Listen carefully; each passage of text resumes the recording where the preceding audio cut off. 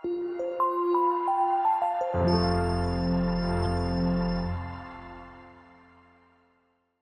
ating pong tema sa buwang ito is about prayer and fasting. Ito po yung taunan na tradisyon ng ating church. We pray and fast for 40 days. Supposed to be, magsisimula po yan noong Friday, August 1. Pero ngayon pa lamang natin na uumpisahan ang ating pag-aaral sa prayer and fasting. Maraming beses na nating tinalakay ang prayer and fasting. Pero merong mga area na hindi natin lubos na nauunawaan when it comes to prayer. Ngayon ko po tapakel yung prayer. Sa Wednesday naman yung sa fasting. At magkakaroon po tayo ng guidelines sa church po natin kung ano ang gagawin po natin as a church kung paano po tayo makakapag-participate sa prayer and fasting natin. Mamaya, sasabihin ko po sa inyo yan. Ang ating pong theme is centered in prayer, seeking God's will in prayer. Ang panalangin is one of the fundamental part or fundamental aspect of a Christian. Hindi mo pwedeng tanggalin ang panalangin sa buhay ng isang Kristiyano. Not only in the life of a Christian, but also in the life of a church. Ang panalangin, bahagi palagi yan. Every time na pumupunta ang mga tao sa church, nagpe-pray sila. Hindi pwedeng mawala ang panalangin. Regardless kung ano ang religion ng tao. Nananalangin siya when they come to church. Bahagi din ng buhay ng church yung panalangin. Every time na magkakaroon po tayo ng gawain sa church, hindi nawawala yung panalangin. Katulad ngayon, we come to church to worship, hindi nawawala yung panalangin. Meron at merong panalangin palagi. It is the fundamental aspect of a Christian life and even the church. So hindi po pwedeng mawala yun. But there are some areas in prayer na hindi lubos na nauunawaan ng maraming mga mananampalataya. At yun po yung isa sa mga gusto kong talakayin natin ngayong umaga. We all know and believe that God is omniscient. Ano po ang ibig sabihin ng pagiging omniscient ng Diyos? It only means that God knows everything. Alam ng Diyos ang lahat ng bagay. He is all-knowing. God knows the past, the present, and God even knows the future. Alam niya lahat. He is not bound by time. Unlike us, we are bound by time. We only have 24 hours a day. Pero sa Panginoon, yung 24 hours natin sa isang araw, kaya niyang gawin na 1,000 years. Pero sa atin isang araw lang. Because He is not bound by time. Yung nakaraan, hindi na natin maibabalik. Nangyari na yon. But God can always go back in time. Yung future, hindi pa natin nakikita dahil hindi pa nangyari. Mangyayari pa lang. But God sees the future. Alam na niya kung ano yung mangyayari. We are only living our life in the present.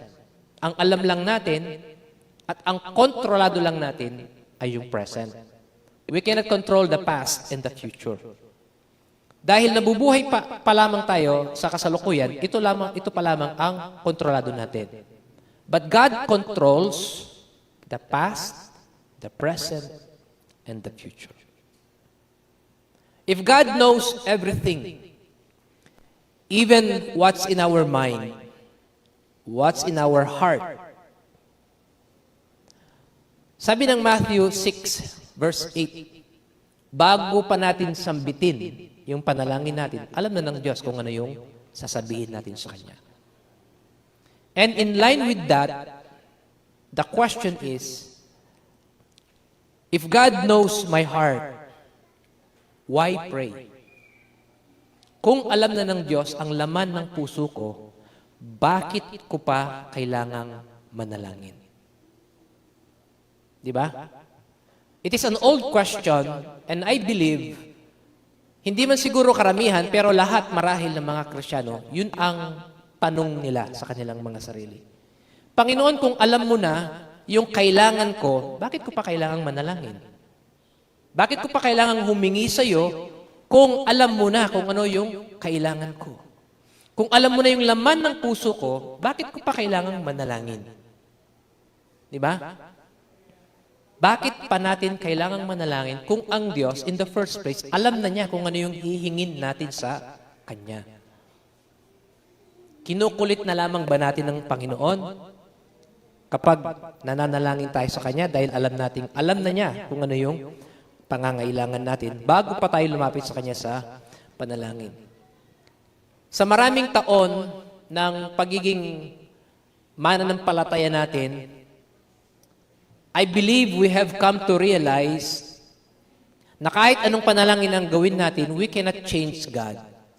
Hindi natin mababago ang Diyos. We cannot change the character of God. We cannot change the attitude of God. God will remain Himself regardless of what and how we pray. Hindi niya babaguhin ang sarili niya. Hindi natin siya mababago. But as we pray often, we will realize that God changes us. Hindi tayo ang nagbabago sa Diyos, kundi siya yung nagbabago sa atin. So, if God knows my heart, why pray? Simple lamang po ang mensahe po natin ngayon. Short but swift. Number 1. Even though God knows my heart, I still need to pray. Why? Because prayer humbles us. Ang panalangin, tinuturuan po tayong magpakababa sa Panginoon. Ano ba yung ginagawa natin when we approach God in prayer? Hindi ba humihingi tayo sa Kanya? Lord, kailangan ko po ng ganito. Lord, kailangan po ng pamilya ko ng ganito. Lord, yung asawa ko may sakit, pagalingin niyo po siya. Lord, yung kapatid ko may pangangailangan siya, provide niyo po yung needs. Marami tayong hinihingi sa Panginoon. Ibig sabihin, kapag humihingi tayo sa Panginoon, para natin sinasabing, Lord, hindi ko kayang i-provide ito. Pero kayo, kaya nyo. Kaya lumalapit ako sa inyo at humihingi ako sa inyo. I cannot do it on my own. Pero kayo, kaya nyo. You are all powerful, makapangyarihan kayo, walang imposible sa inyo. So, tinatanggap natin sa ating mga sarili na hindi natin kaya. And God can. Nilalagay natin ang sarili natin in a right perspective in life na may mga bagay na hindi talaga natin kaya. Na tanging ang Diyos lamang ang makakagawa. Lord, kayo lang ang makakagawa nito. Kayo lang ang makakapagpagaling nito. Kayo lang ang makakapag-provide nito. Kayo lang ang makakapagpabago ng puso niya, ng isip niya. You can do miracles. Kinikilala natin yung kapangyarihan ng Panginoon at ina-acknowledge naman natin yung kawalan natin ng kakayahan. It humbles us when we pray. So yun yung nagagawa ng panalangin. Na bagamat alam na ng Diyos yung laman ng puso natin, pero mananalangin pa rin tayo because it teaches us to humble. On the contrary, kung ang pananalangin ay tinuturuan tayong magpakababa sa harapan ng Panginoon, kung hindi ka naman mananalangin para mong sinasabing, Lord, hindi na kita kailangan, kaya ko na. Kaya kong tugunin ang sarili kong pangangailangan. Kaya kong magtrabaho sa sarili ko, malakas ako, magaling ako, matalino ako. Hindi na kita kailangan. That is plain arrogance.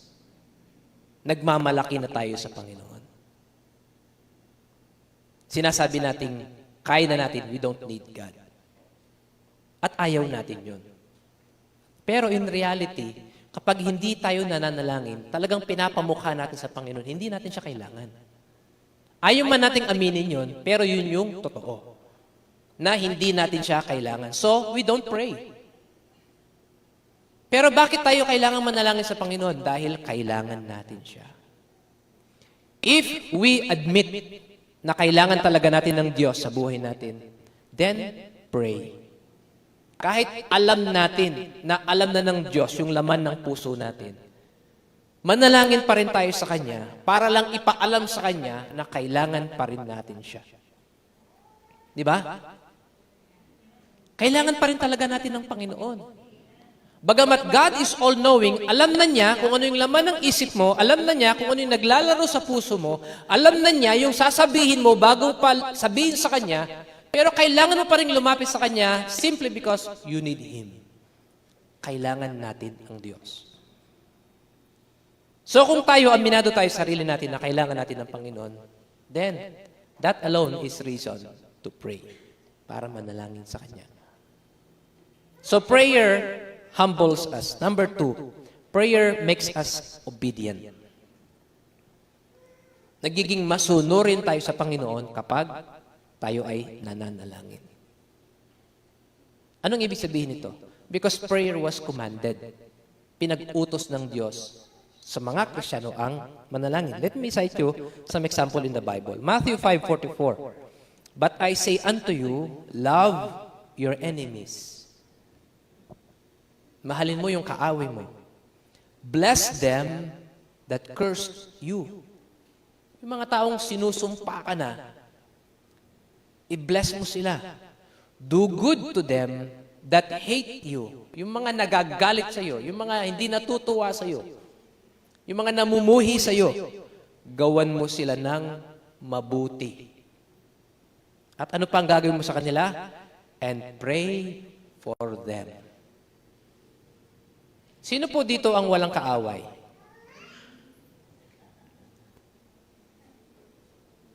Yung wala kang kaaway sa Facebook? Hindi mo kaaway yung kapitbahay mo, naninakaw yung manok mo, yung kambing mo. Hindi mo kaaway yung pusa na kinain yung ulam mo. Hindi mo kaaway yung aso na lagi nagdudumi sa harapan ng bahay mo.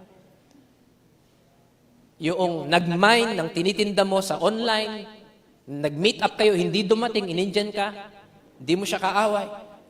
Parang halos lahat ng tao, one way or another, meron silang kinikilalang enemy nila, hindi nila kasundo. And the Bible commands us to pray for them. Pag-pray mo sila. Ako, I always pray for my wife. Kasi araw-araw kaaway ko siya.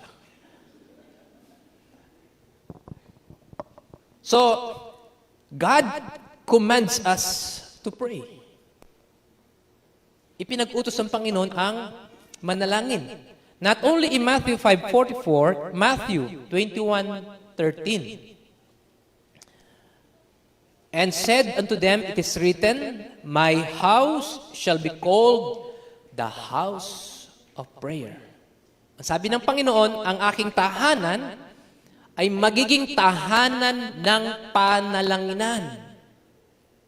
Ibig sabihin, alam ng Diyos na ikaw, kapag pumunta ka sa church, you will pray. Ini-expect ng Panginoon na mananalangin tayo sa Kanya. Not only that, sa Matthew chapter 6, verse 5, 6, and 7, 3 beses niyang binanggit, and when thou prayest. He said the same statement in verse 6. But thou, when thou prayest. Verse 7. But when ye pray. He never said, if ye pray. Hindi niya sinabing, kung sakaling mananalangin ka man. Kundi ang sabi niya, kapag dumating yung sandaling mananalangin ka na. Sa madaling salita, inaasahan ng Diyos na ikaw ay nananalangin. Meron kang panahon sa buhay mo na nananalangin ka, nagpipray ka. At ang sabi ng Panginoon, kapag dumating yung sandali na yon, na ikaw ay mananalangin, ito yung dapat mong gawin. Sinabi niya sa verse 5, and when thou prayest, thou shalt not be as the hypocrites are, for they love to pray standing in the synagogues and in the corners of the streets, that they may be seen of men. Verily I say unto you, they have their reward. Ito yung hindi mo dapat gagawin Kapag ikaw ay mananalangin, huwag mong gagayahin yung mga hypocrites. Nananalangin lang sila para makitang marunong silang manalangin, magaling silang manalangin, mahaba silang manalangin. Yun na yung reward nila, sabi ng Panginoon. Verse 6, But thou, when thou prayest, enter into thy closet, and when thou hast shut thy door, pray to thy Father which is in secret, and thy Father which seeth in secret shall reward thee openly. Ito naman ang gagawin mo kapag mananalangin ka na. Pumunta ka sa loob ng closet mo, yung walang nakakakita sa iyo, at panalangin ka sa Diyos mo in secret. At kapag ni-reward ka niya, openly. So mayroong reward pala sa pananalangin. Kahit hindi ka humingi, nanalangin ka lang. Kahit wala kang hiningi sa Panginoon, meron palang reward. Ano kayang reward yun? I don't know. We just have to wait and see kung anong gagawin ng Panginoon. Verse 7, But when ye pray, use not vain repetition. Hindi pa ulit-ulit. O, manalangin ka ng 10 Ama Namin. Manalangin ka ng 15 na Ave Maria. Use not vain repetition as the heathen do, for they think that they shall be heard for their much speaking. Akala nila sa paulit-ulit nilang pagsasalita ay pakikinggan sila ng Panginoon. So, ito malinaw, sinasabi ng Bible na inaasahan ng Diyos na tayo po ay nananalangin, nagpe-pray po tayo. Una, He commanded us to pray. So kapag tayo po ay nag-i-engage sa panalangin, nagiging obedient tayo sa Kanya. Pero kapag hindi ka naman nananalangin, nagiging rebellious tayo sa Kanya. Yun ang opposite niya di ba? Opposite ng obedient, rebellious. Nagre-rebelde ka, hindi ka sumusunod. When God says, pray, at nanalangin tayo, we have obeyed Him. Kapag hindi tayo nanalangin, we have disobeyed Him. Naging rebelde tayo sa Kanyang utos sa atin. Mananalangin ka hindi dahil sa may kailangan ka. Hindi dahil sa hihingi ka sa Kanya. Mananalangin ka because He commanded us to pray. Una, we pray even if God knows my heart. Because prayer humbles us. Number 2, prayer makes us obedient. Number 3, prayer brings peace to our hearts and mind. Sino po dito ang mayroong mabigat na dinadala sa dibdib? Yung meron kang mabigat na sa loobin. May problema kang mabigat. Magsabi na kayo. Ayun, si Arlet, bigat talaga, no? Si Sir Jelly. Sino pa? Wala. Dalawa lang. Okay, so dalawa lang ang pagpipray natin. The rest, bahala na kayo sa buhay nyo. Di ba kapag meron tayong mabigat na problema, bakit natin sinasabing mabigat? Meron kasing magaan na problema at mabigat na problema. Ano yung difference ng dalawa? Parehong problema lang naman yan. Yung magaan na problema, madaling solusyonan. Hindi mo na kailangan ng tulong ng iba. Kahit ikaw, masusolusyonan mo. Yung mabigat na problema, hindi mo kayang solusyonan sa sarili mo. Kailangan mo ng tulong sa iba. At minsan, yung mga taong inaasahan mo, hindi pa makakatulong sa'yo, talagang mabigat. Di ba? Yung bigat na yon, dinadala natin. Pero kapag nailabas mo yung bigat, gumagaan ang pakiramdam natin.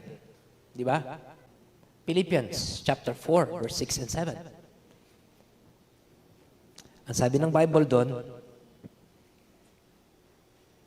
be careful for nothing, but in everything by prayer and supplication with thanksgiving, let your requests be made known unto God, and the peace of God, which passeth all understanding, shall keep your hearts and mind through Christ Jesus. Basahin natin sa Tagalog. Ang sabi sa Tagalog, huwag kayong mga balisa sa anumang bagay. So yung mga balisa, malalim na Tagalog ng pag-aalala. Huwag kayong mga balisa sa anumang bagay. So dito makikita natin, God knows that we worry. Alam ng Panginoon, nagwo-worry tayo. Kaya ang sabi niya, huwag kang mag-alala. Kasi kung hindi ka nagwo-worry, hindi na niya sasabihin ito. Pero dahil alam niya, nag-aalala ka, kung kahit ang sabi niya, don't worry. Huwag kang mabalisa sa anumang bagay, kundi sa lahat ng mga bagay sa pamagitan ng panalangin at daing na may pagpapasalamat ay ipakilala ninyo ang inyong mga kahilingan sa Diyos. Sabihin mo lahat sa Diyos. At kapag ginawa mo to, sinabi mo lahat sa Kanya, sabi niya sa verse 7, at ang kapayapaan ng Diyos, the peace of God, na di masayod ng pag-iisip, ay mag-iingat ng inyong mga puso at ng inyong mga pag-iisip kay Kristo Jesus. Ang unang ibinibigay ng Diyos sa atin when we approach Him in prayer at ibinuhos natin lahat ng bigatin natin sa Kanya is the peace of God. Ang kapayapaan na nanggagaling sa Diyos. Amen? Kapag yung problema mo, dinisplay mo sa Facebook, nagkakaroon ka ba ng peace of mind? Nararagdagan actually yung worry mo. Kasi marami nang magkikriticize sa'yo doon. Marami nang magko-comment sa'yo doon. Instead na kung saan-saan mo dinadala yung bigat ng nararamdaman mo, dalin mo ito sa Panginoon. Because God Himself says, cast all your care upon Him, for He careth for you. Ilagak mo sa Panginoon. Kahit hindi mo hilingin sa Kanya na, Lord, tulungan niyo po ako sa problema ko. Sabihin mo lang sa Kanya kung ano yung mga problema mo. At ang ibibigay naman ng Panginoon sa iyo is peace. The peace of God that passeth all understanding. By praying, you are releasing all your concerns to God. At binibigyan mo siya ng pagkakataon, binibigyan mo siya ng daan na gumawa kung ano man yung mga bigatin mo. Halimbawa, ako may problema. Totoo naman, marami akong problema. Ano? Sino bang pwede kong lapitan dito? Any volunteer? Volunteer. Pwede kong lapitan. Marami akong problema. Bibigay ko yung iba sa inyo. Pinunta ko si Brother Julius. Brother Julius, yung binata ko, si Faith, si Fidel, may girlfriend na. Hindi man sinasabi sa amin. Mabigat ang loob ko kasi kami ng mga magulang, dapat kaming unang hindi sinabi sa amin. Sinabi ko lang sa kanya, hindi naman ako humingi ng payo. Pero dahil nailabas ko, kahit pa paano, gumaan yung aking pakiramdam. Kahit hindi ka humingi ng tulong, yung nailabas mo lang, yung tinik ng iyong dibdib, nakakagaan ng pakiramdam. Tama ba? Ngayon, yung problemang yun na binahagi ko kay Brother Julius, hindi ko naman hiningin tulungan niya ako. Parang naipasa ko ngayon yung burden sa kanya. Mararamdaman niya yung bigat ng aking nararamdaman. Di ba ganun nararamdaman natin? Kapag meron kang kaibigan lumapit sa iyo at meron siyang mabigat na problema, kahit hindi siya humihingi ng tulong sa iyo, gusto lang niya na merong makikinig sa kanya. Kapag binahagi na niya sa iyo, yung problema niya, ikaw, kahit wala kang kinalaman sa problema niya, nararamdaman mo yung bigat. Nai-stress ka. Kahit paano nag-iisip ka kung paano mo siyang matutulungan, kahit hindi mo siya kayang tulungan. Yung burden nandun na, naipasa na niya sa'yo yung burden. Literally, yung bigat ng nararamdaman niya, nabawasan. Bakit? Kasi pinasa na niya sa'yo. Di ba? Tama ba ako? Am I correct? Pag meron kang kaibigan lumapit sa'yo, may problema siyang mabigat, kahit hindi mo siya tulungan, the fact na nakinig ka lang sa kanya, parang pinasan na niya yung problema niya sa iyo eh. Ganon din naman sa Panginoon. When we come to God in prayer, kahit hindi tayo humingi ng tulong sa Kanya, yung nagsumbong lamang tayo sa Kanya ng mga problema natin, gumagaan yung pakiramdam natin. And God promised that. So when we pray, prayer brings peace to our hearts and minds. Kung hindi nyo pa po ito nararanasan, subukan nyo. Lahat ng problema nyo, sabihin nyo lahat sa Diyos. And I guarantee you, God will give you peace. Number 4, prayer grows our faith. Pinapalago ng panalangin yung ating pananampalataya. Sa Matthew 17:20, and Jesus said unto them, because of your unbelief, for verily I say unto you, if ye have faith as a grain of mustard seed, ye shall say unto this mountain, remove hence to yonder place, and it shall remove, and nothing shall be impossible unto you. Kung meron kang pananampalataya na kasing laki lang ng buto ng mustasa, ano ba yung tsura ng mustasa? May nakakita na sa inyo kung ano yung mustasa? Ano po yung tsura ng mustasa? Parang petchay. Parang petchay. Hindi pa pwedeng petchay na lang? Bakit parang lang? Parang petchay. May buto ba yon? Meron, sabi ng Bible, seed eh. Mustard seed. Gano'ng kalaki yung buto ng mustasa? Parang mas maliit pa sa buto ng kamatis. Mas maliit pa sa buto ng talong.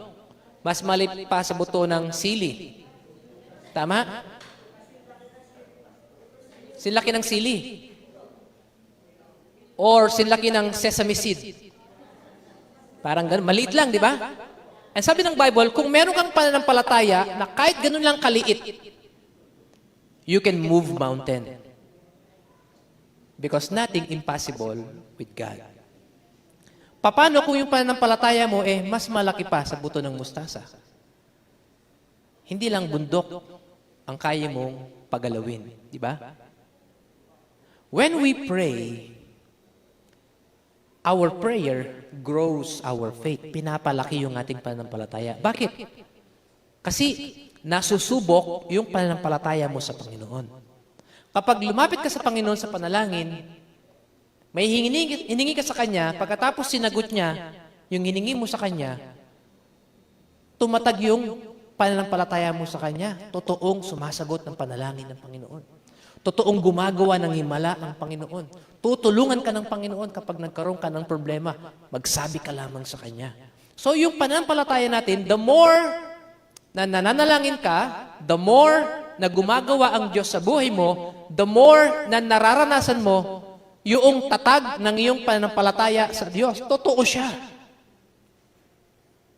The more you exercise prayer, the more faith grows.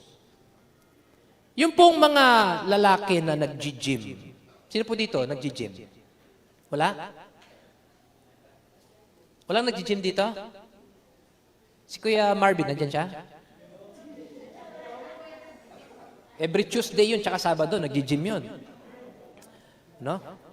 Yung mga lalaki na nag-gym sila para palakihin yung muscle nila. Tama? Nag-gym sila hindi dahil wala silang muscle. Meron silang muscle, maliit lang. Pupunta sila sa gym para yung maliit nilang muscle, lumaki. The more they go to the gym, the more the muscle grows. Di ba? Pag madalas silang nagpupunta doon, lumalaki yung muscle nila. So, ganun din sa ating mga mananampalataya. Kapag madalas tayong nananalangin, lumalaki yung pananampalataya natin. Lumalago yung pananampalataya natin. Mark me, ang isang Kristiyano na hindi nananalangin, darating yung araw, pati yung kaligtasan niya, i-question na niya. Kristiyano nga ba talaga ako? Hindi lamang nanlalamig yung kanyang pananampalataya, hindi lamang lumilit yung kanyang pananampalataya to the point na parang mawawala na yung kanyang pananampalataya. Bakit? Kasi hindi na niya na-exercise sa prayer. Pero the more you spend time in prayer, the more your faith grows. Lumalago at lumalaki yung pananampalataya natin sa Panginoon. So, Bakit natin kailangan manalangin kahit alam natin na ang Diyos, alam na niya yung laman ng puso natin? Because prayer grows our faith. Pinapalago niya yung ating pananampalataya. Number 5, prayer grows our relationship with God. Hindi lamang po yung pananampalataya natin, kundi yung relasyon natin sa Panginoon. Pinapalago ng panalangin. What is prayer, by the way? Prayer is simply having a conversation with God. Pakikipag-usap sa Panginoon. Make no mistake, maraming mga Kristiyano kapag nanalangin, ang palaging laman ng panalangin nila ay puro hingi. Am I correct? May kailangan tayo kahit tayo lalapit sa Panginoon eh. Pag wala kang kailangan, di mo na kailangan manalangin. Wala ka naman kailangan eh. Pag may kailangan ka. Pero alam nyo, we have misunderstood prayer for the longest time. Pero ang panalangin is simply a communication with God. Pakikipag-usap lang sa Panginoon. And the more you spend time communicating with God, the stronger your relationship with God would be. Yun po yung pinakamahalagang bahagi ng ating relasyon sa Panginoon, yung pagkikipag-usap sa Kanya. Or on any given relationship, kahit anong relasyon, pinakamahalagang sangkap ng isang relasyon ay communication. Relasyon mo sa iyong asawa, relasyon mo sa iyong anak, sa iyong kapitbahay, sa iyong kaibigan, may kasintahan ka, kahit anong klaseng relasyon. Ang nagpapatibay at nagpapalago ng relasyon na yun ay communication. Subukan nyo. Kayo mag-asawa, huwag kayong mag-usap maghapon. Kakain kayo, hindi kayo nag-uusap. Magtatrabaho kayo, hindi kayo mag-uusap. Matutulog kayo, magkatabi kayo, huwag kayong mag-usap. Maghapon. Then, for the next week, huwag kayong mag-usap. Pagkatapos ng 1 week, 1 month, huwag kayong mag-usap. 1 year, huwag kayong mag-usap. Anong mangyayari? Sabihin sa akin, anong mangyayari pag di na kayo nag-uusap? Ang tawag ng young people dyan, cool off. Yan. Tama ba? May relasyon kayo, pero hindi kayo nag-uusap. Tama ba? Ganun ba yung cool off? Young people, tama ba? Ano yung cool off? Yung ibang salita sa break na tayo. Pinaganda lang natin. Di ba? Ngayon, kapag nangyari yung ganon, darating yung time na yung feelings mo sa kanya mawawala na rin. Hindi ko na siya mahal katulad ng dati. Hiwalay na tayo. Ganon sa mga magkasintahan, di ba? Cool off, kunwari. Pero ang direction nun, magbe-break na sila. Bakit? Lack of communication. Yun ang pinakasimula ng mga nasisirang relasyon. Lack of communication. Pero ang isang relasyon na matatag, lumalagong relasyon, hitik na hitik sa communication.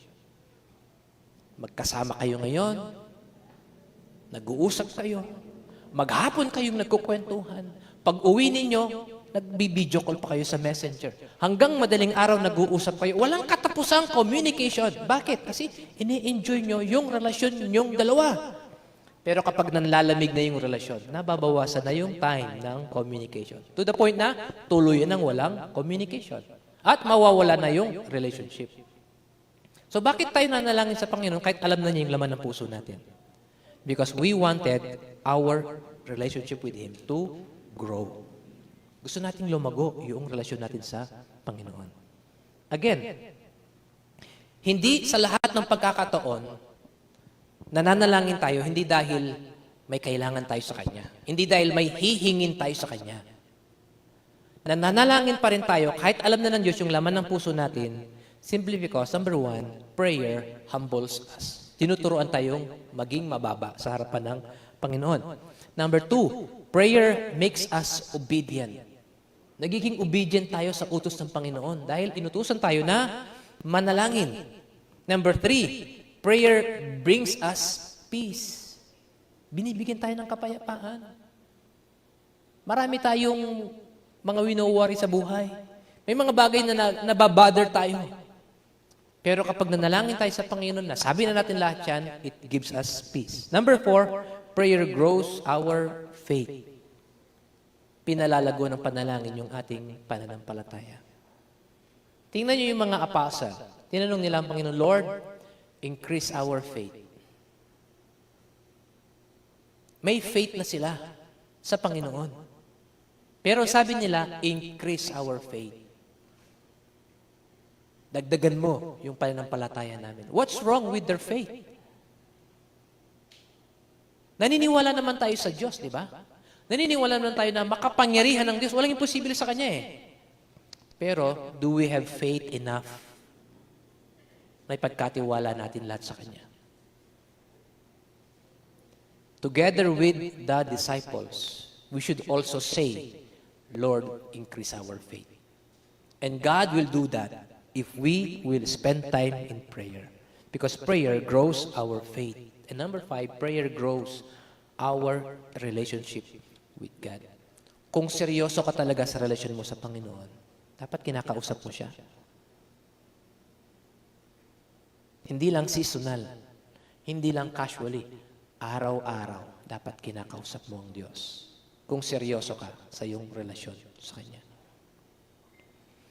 Ngayon po, balikan po natin yung binasa ko kanina, Matthew 21:13. My house shall be called the house of prayer. Ano po yung gagawin natin as a church in prayer and fasting? Ang sabi ng Bible, my house shall be called the house of prayer. Ang tahanan ko ay magiging tahanan ng panalanginan. So, from here on, we would like to open the church every day. From 6 to 7. Every day. From 6 to 7. We would like to open the church sa lahat ng gustong manalangin. Of course, I know you can pray in the comfort of your home. Pero iba pa rin kapag dito ka sa church na nalangin. Because Jesus Christ Himself said, my house shall be called the house of prayer. So, i-open po natin itong church every day from 6 to 7. Yung 1 hour time frame na yun sa hapon. Galing ka ng school, galing ka ng trabaho, nakaligo ka na noon, nakapagpabango ka na. Punta tayo dito sa church. 6 to 7. And you can schedule yourself. Mamili po tayo ng isang araw sa loob ng isang linggo. You don't have to come here every day. Mamili ka lang ng isang araw sa isang linggo. We have Monday, Tuesday, Thursday, and Friday. Kasi yung Wednesday, meron tayong prayer meeting. Saturday, may practice dito. Mamili po tayo ng isang araw doon sa 4 na yon that we would come here. Much better kung kayo, pamilya, buong pamilya kayong pumunta dito. And spend some time in prayer dito sa church. Manalangin tayo sa church. I-open po namin ito Monday to Friday. Mamili lamang po kayo ng araw kung anong araw kayo pupunta dito. Okay? Sa Wednesday, maglalagay po tayo ng sign-up sheet dyan. Sabihin nyo kung anong araw kayo para ma-open po namin itong church para sa inyo. In fact, sa kare, gagawin din yon. Kaya hindi ko alam kung anong church ang pupuntan ko eh. Mamili tayo ng araw. Spend some time in prayer. Pwede po ba yun? Tayo as a church, alam nyo, we have so much to pray. Kahit ako as your pastor, I have so much to pray. Really. Sapagkat napakadami pong responsibilidad, hindi ko na kaya. Kahapon, binigyan naman ako ng panibagong trabaho. Na akala ko magtuturo lamang ako. Ako na pala ang magmamanis sa trabaho.